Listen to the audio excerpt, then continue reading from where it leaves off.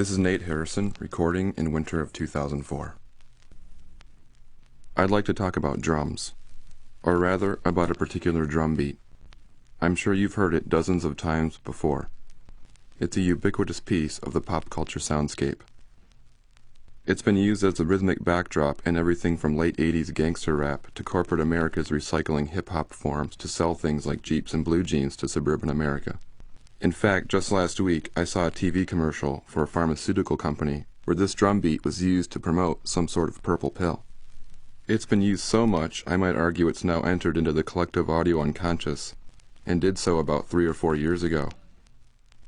It's been somewhat glossed over now, but it has quite a history to it. This particular drum beat, or rather this break beat as it is more accurately called, or even more simply just break, well, this particular break is called the Amen break.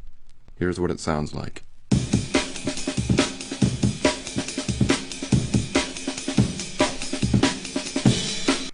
Here, I'll play it again.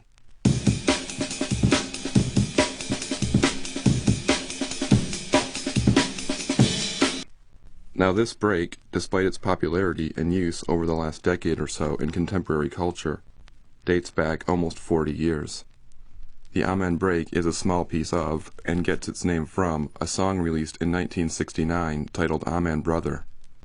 Amen Brother was recorded by a funk and soul band who called themselves the Winstons. Amen Brother is the B-side of a single released by the Winstons titled Color Him Father. Color Him Father went on to win a Grammy Award for the band, becoming one of the top 100 hits of 1969. It's probably the track for which the band is best known. However, it's the B-side, Amen Brother, that has that classic drum breakdown right in the middle of the song, which makes it perfect for sampling. Here it is again, with more of the rest of the track included to give it context.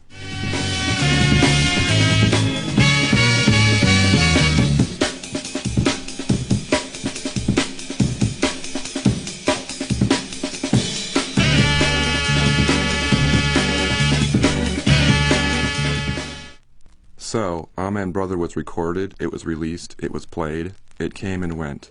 Nothing terribly remarkable about it. However, the drum loop in the middle of the song was resuscitated with the advent of the sampler in the 1980s. Just a brief aside about the sampler, this was a machine about the size of a VCR that allowed its user to record any sound into it for quick playback and arrangement. The sampler, as well as the turntable, were principal tools largely responsible for the birth and development of hip-hop. With a sampler, any drum beat, any guitar riff, any sound that could be recorded, could be used as part of a new composition, a new contextualization. Nowadays, almost all commercially produced music has been at least in part realized with a sampler. But hip-hop and other electronic-based music genres pioneered the creative use of samplers, and the Amen break was one of the first drum samples to be experimented with. Here's an early example, the track Words of Wisdom by New York duo Third Bass, released in 1989. Yeah, smack him on the back, sit him down, say, give me some rhythm. Baby, loosen up my collar. I lay out like a funeral parlor. Ready, willing, filling, killing for a billing. Top, I never stop with searching, Sam drilling it. Soul in the hole. MC's working, kicking it, vicking. The suckers will be jerking. And here's another example, NWA's track Straight Outta Compton, also from 1989. Straight out of Compton, crazy motherfucker named Ice Cube. From the gang called niggas with attitudes. When I'm called off, I got a sawed off. Squeeze the trigger and bodies are hauled off. You too, boy, if you fuck with me. The police are gonna have to come and get me. Finally, here is Mantronix with King of the Beats from 1990.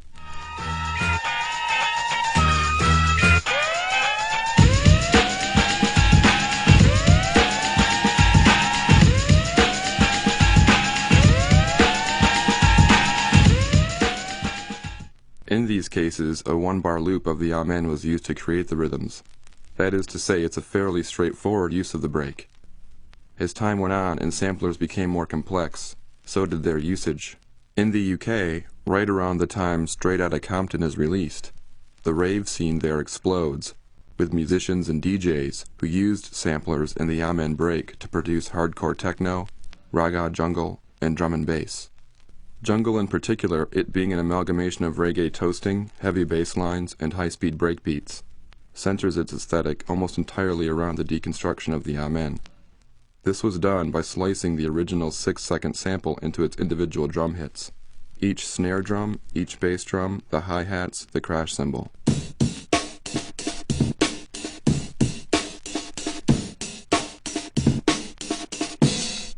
The slices could then be rearranged and manipulated in any number of ways to create new patterns.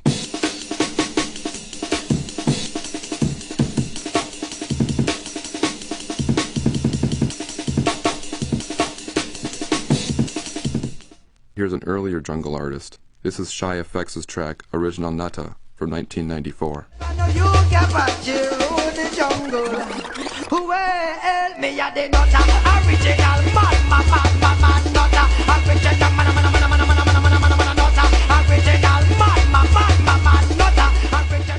And here's another by L. Double and Younghead, titled New Style, from 1996.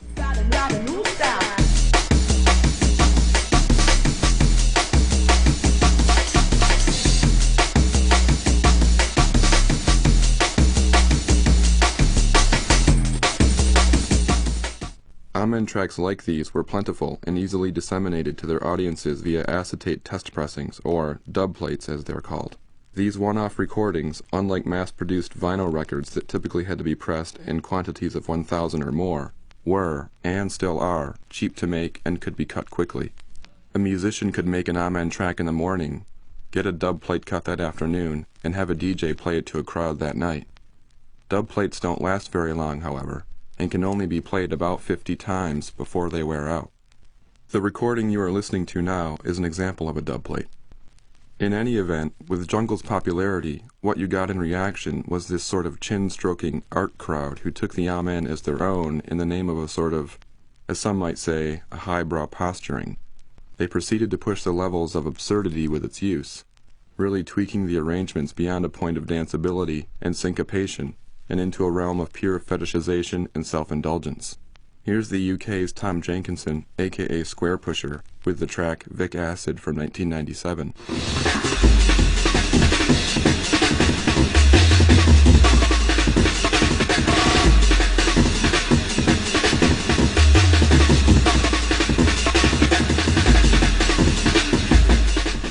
And the US's Keith Whitman, aka Havratsky, with his track Routine Exercise from 1998.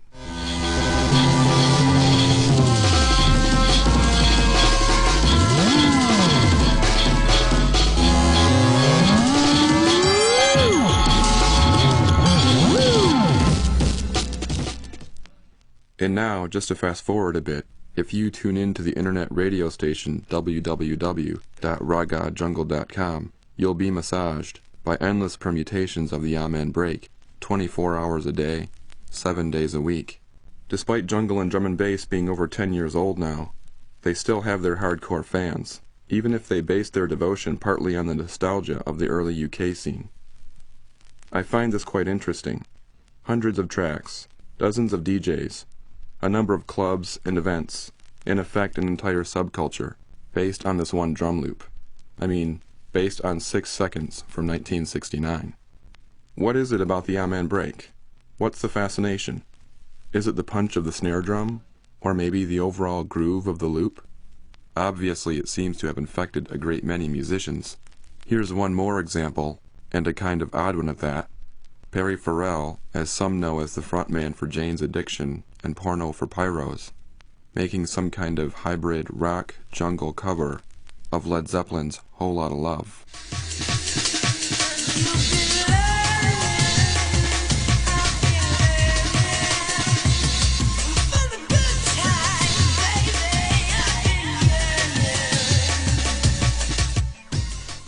The original Whole Lotta Love, ironically enough, was released by Led Zeppelin in 1969, the same year Amen Brother was released.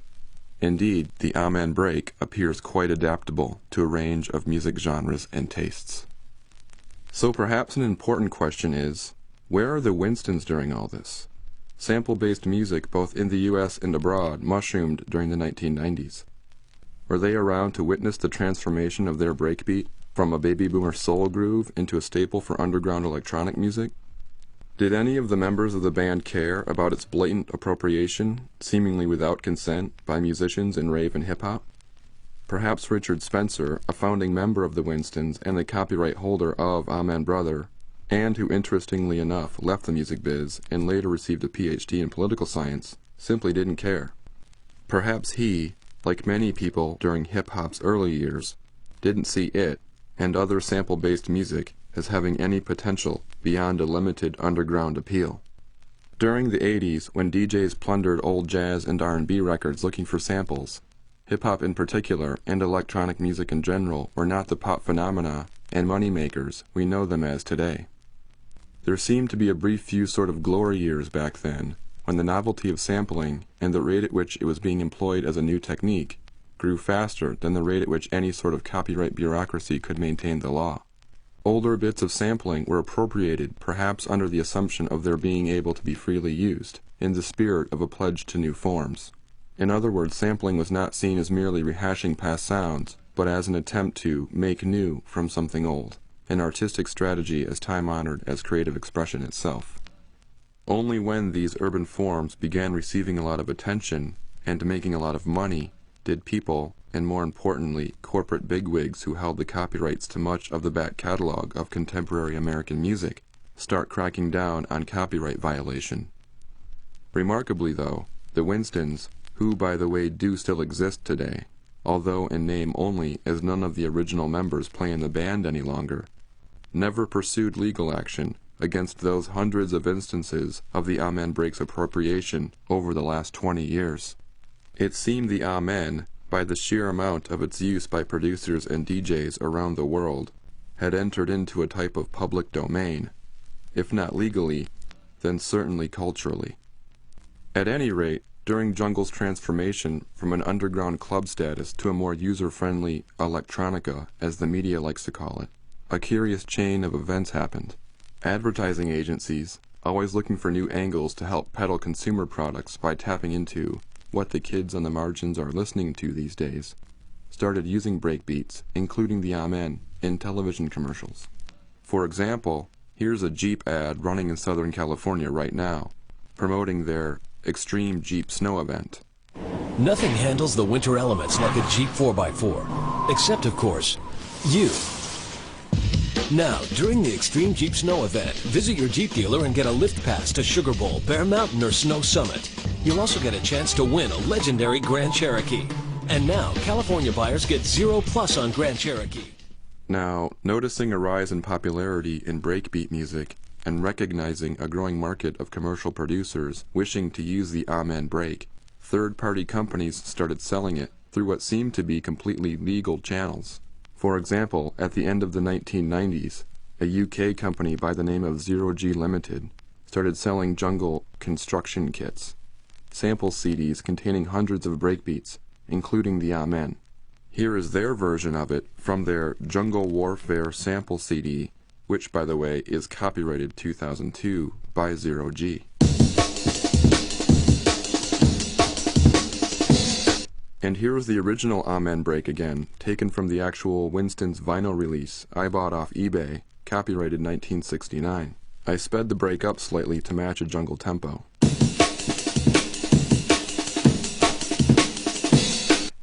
I don't think it's much of a stretch to conclude that Zero G appropriated the Amen, although according to their packaging they guarantee that all samples in the construction kit have been created specially for it.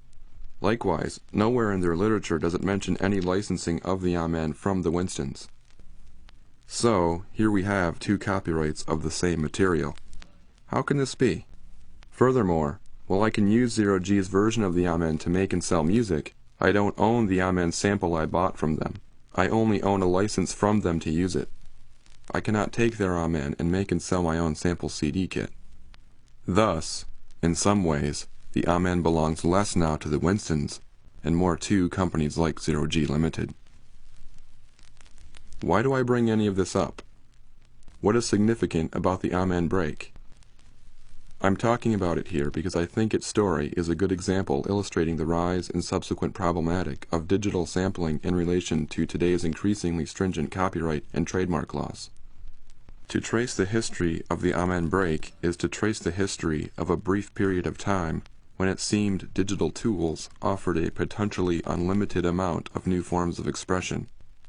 where cultural production, at least musically, was full of possibilities by virtue of being able to freely appropriate from the musical past, to make new combinations and thus new meanings. The story demonstrates that a society, quote, free to borrow and build upon the past, is culturally richer than a controlled one, unquote. To use the words of Lawrence Lessig, Stanford law professor, copyright reform advocate, and co-founder of Creative Commons, an organization offering a legal alternative to copyright control. As we go forward, examples like the Amen break will become more and more rare, if non-existent. A Sixth Circuit Federal Appeals Court ruled in September of this year that recording artists must pay for every sample they use not in the public domain, regardless of the length or recognizability of the samples in question.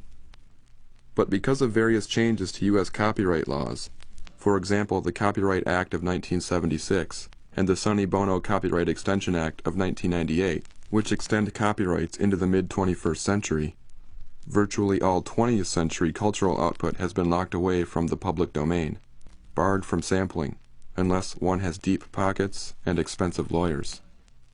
So it seems a company like Zero G, with its attempt at regulating the use of, and profiting from, the use of the Amen break, is helping to secure the supremacy of copyright laws, while the company's very success itself occurred because of a lack of strict copyright control surrounding breakbeat sampling.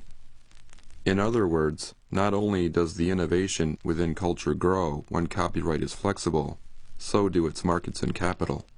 New trends are developed, new sounds are sought after.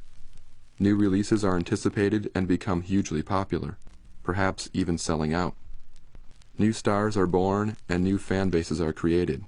Money is exchanged, all in the pursuit of new forms and experiences, of potentials for new connections and meanings. I think the history of the use of the Amen break demonstrates this. To cite Federal Ninth Circuit Court of Appeals Judge Alex Kozinski in a copyright ruling last year, quote, overprotecting intellectual property is as harmful as underprotecting it. Culture is impossible without a rich public domain. Nothing today, like nothing since we tamed fire, is genuinely new. Culture, like science and technology, grows by accretion, each new creator building on the works of those who came before. Overprotection stifles the very creative forces it's supposed to nurture, unquote. End of recording.